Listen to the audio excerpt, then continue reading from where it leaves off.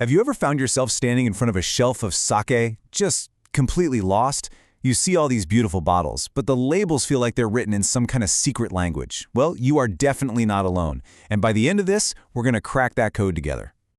Junmai Ginjo, Dai Ginjo. Yeah, what do these words even mean, right? They're not just random names thrown on a bottle. They are literally the keys to understanding what kind of flavor you're about to get. And today, we are going to unlock them. So here's what we're going to do. First, we'll split every single sake in the world into two simple groups. Yep, just two. Then, we'll dive into the whole additive debate.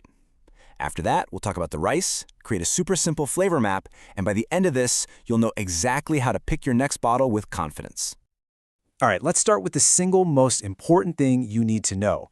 Every single sake out there fits into one of two categories. If you can get this one distinction, you are seriously halfway there. It all boils down to one very simple question. Is there a little something extra in the recipe? So on one side, you have Junmai, which literally translates to pure rice. And that's all it is: rice, water, koji mold, and yeast. On the other side, you've got the Fortified style, which takes those same four ingredients and adds just a tiny amount of pure brewer's alcohol. That's it. That one single ingredient changes everything.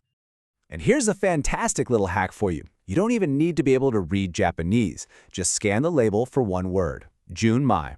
If you see it anywhere on the label, you've got a pure rice sake. If that word is missing, it's a fortified sake. It is that easy. Now, I know what you're probably thinking. Added alcohol just sounds a little sketchy, doesn't it? Kind of like it's a cheap shortcut to make more booze. But when we're talking about premium sake, is that really what's going on? And you know what? That's a real perception. Sake expert Genya Nozawa points this out himself, that this negative image is pretty common, especially for those of us learning about sake outside of Japan. So let's actually get to the bottom of this. This table just lays it out perfectly. The myth is that adding alcohol is a cheap trick to cut costs. But the reality? It's a very old, very traditional technique that brewers use to pull out more delicate, fruity, and floral aromas from the sake. It's about craft, not about cutting corners. You know, a little bit of history actually explains a lot here. This technique started way back in the 1600s to help sake last longer before refrigeration. The bad reputation really comes from the post-World War II era when rice was super scarce, and yeah, alcohol was used to stretch the supply. But today's premium sake uses it in tiny, regulated amounts purely to shape the flavor. So, let's just be super clear about this. We're not talking good versus bad here. It's about style. Think of Junmai and Fortified as two different paths that brewers can take to create two totally different but equally delicious experiences. Okay, so we've got the two types locked down. Now let's talk about the grades of sake. And to understand that, we have to look at the main ingredient, the rice, long before it even gets brewed. The key term you gotta know is rice milling ratio. Now listen closely, because this is the important part. The number on the bottle refers to how much of the rice grain is left, not how much was polished away. So a lower number actually means more polishing. So why even bother doing this? Well, think of a grain of rice like an apple. The really good stuff, the pure starch, is in the very center. They call it the shinpaku, or white heart. The outer layers have all these proteins and fats that can create some rough, kind of funky flavors in the final sake. So brewers polish away that skin to get to the pure, starchy heart. So for a standard grade called Hanjozo, they mill that rice down until only 70% of the original grain is left. That means almost a third of every single grain has been carefully polished into a fine white powder. And then you get to the top grade, Dai Ginjo, and it's just way more extreme. They literally polish away more than half of the grain, leaving less than 50% behind.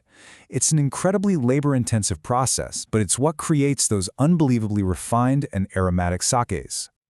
And this chart here, this is where it all clicks into place. You can see the grades and the minimum amount of rice that has to be left. And notice this, the top two grades, Dai Ginjo and Ginjo, can be made as either Junmai or Fortified. This is where those two big ideas we've been talking about, type and grade, really start to come together. So we've got our two types, and we've got our grades based on rice polishing. Now let's put them together on a simple map that's going to help you predict the flavor of pretty much any premium sake you see. Okay, let's build our map. First up, the vertical axis. Think of this as a spectrum of flavor intensity.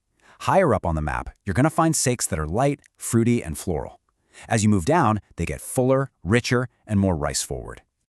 Next up, the horizontal axis. This one is all about how it feels in your mouth, the texture. Over on the left, we've got things that are soft, silky, and mellow. As we move over to the right, things get sharper, drier, and more crisp. And here it is. This is how it all comes together. On the left side, you've got the Junmai type. On the right, the Fortified type. And running from top to bottom, you have the grades, from the highly polished Dai Ginjo down to the richer styles.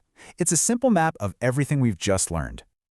So as a super simple rule of thumb, the higher up you go on this map, the lighter and more aromatic the sake is going to be. The lower you go, the richer and more savory it gets. And as you move from left to right, you go from a softer, silkier texture to a sharper, crisper one. It's a fantastic way to just visualize all the different styles. All right, that's enough theory, right? Let's get practical. How do you actually use this to pick a bottle that you're going to love? Here is a super easy rule of thumb for pairing with food. If you're eating something rich and flavorful, like grilled meat or a hearty stew, a full-bodied Junmai type is going to be a fantastic match.